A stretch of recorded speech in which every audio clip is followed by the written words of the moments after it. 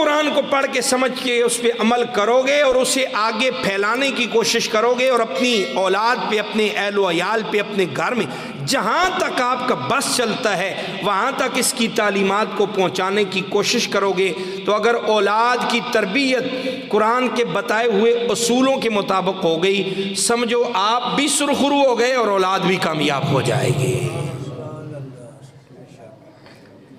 معاشرے میں بڑھتی ہوئی برائیاں اسی وجہ سے ہیں کہ ہم نے اپنی اولاد کی تربیت اس اصول پہ نہیں کی جس پہ ہمیں کرنی چاہیے۔ ہم نے اپنی اولاد کی تربیت قرآن و سنت، شریعت مصطفیٰ اور دین کے راستے پر اگر کی ہوتی تو پھر آج برائیوں کا امڑتا ہوا سیلاب ہمارے گھروں تک نہ پہنچتا، کم از کم ہم خود اس سے محفوظ رہتے کہ اس کے لیے آگے ہم نے بند باندھا ہوا ہے۔ حضرت کعب بن اخبار رضی اللہ تعالیٰ عنہ نے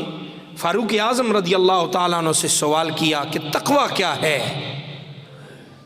تقویٰ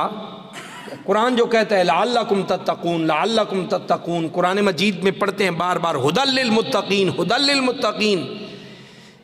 کہ قرآن اسی وقت تمہیں ہدایت دے گا جب تم تقویٰ کی راہ پہ چلو گے، تقویٰ کی راہ پہ چلو گے۔ اور قرآن میں اللہ تعالیٰ نے بار بار نیکیوں کا ذکر کیا کہ اس راستے پہ چلو تاکہ تم متقی بن جاؤ، لعلکم تتقون، شاید کہ تم پرہیزگاری کے راستے پر چلو۔ تو یہ تقویٰ کیا ہے جس کا بار بار قرآن میں ذکر آیا؟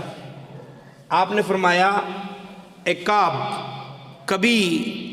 جنگل میں خاردار راستوں سے گزرے ہو؟ جنگل میں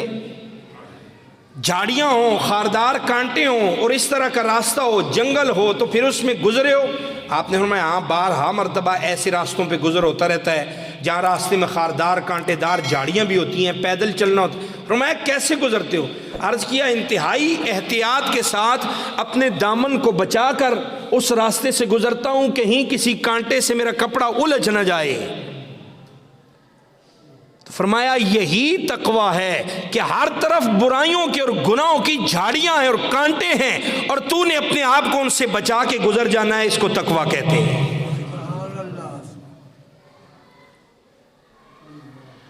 تو بندہ جب خود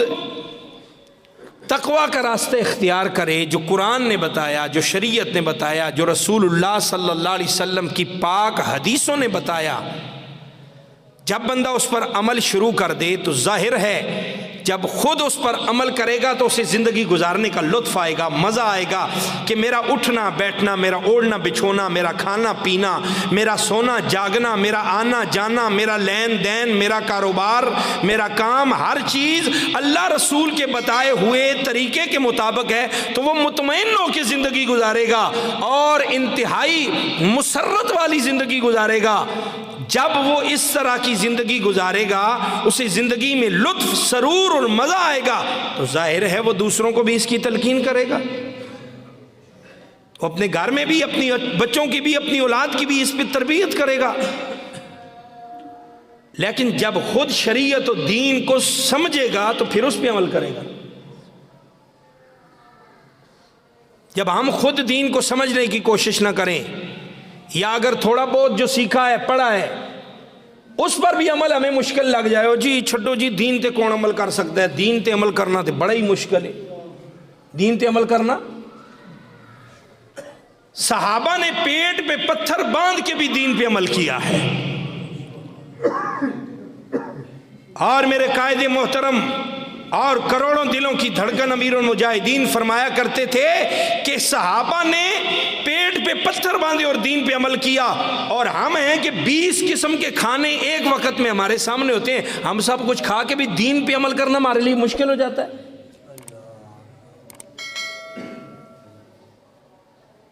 کیا ہم نے دین کو اتنا مشکل بنا دیا؟ ایک دوپٹہ اوڑھنا ہماری بیٹیوں کے لیے، بہنوں کے لیے مشکل ہو گیا کہ دین پہ عمل کرنا ان کے لیے مشکل ہو گیا۔